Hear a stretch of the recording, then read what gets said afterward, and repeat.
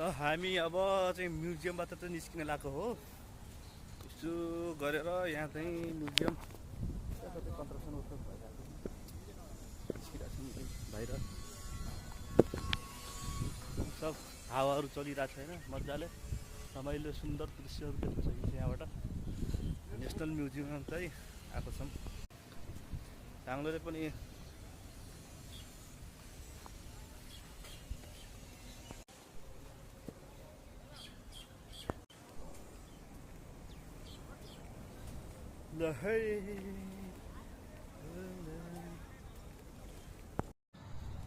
हो गाइस, हामी चाहिँ दोहाको कर्नेसतिर अब यसो हल्का घुम्दै इन्जोय गर्दै होइन।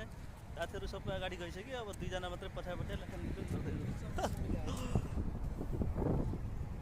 दोहाको कर्नेसतिर हो। हामी चाहिँ दोहाको कर्नेसतिर हो केटा हो त।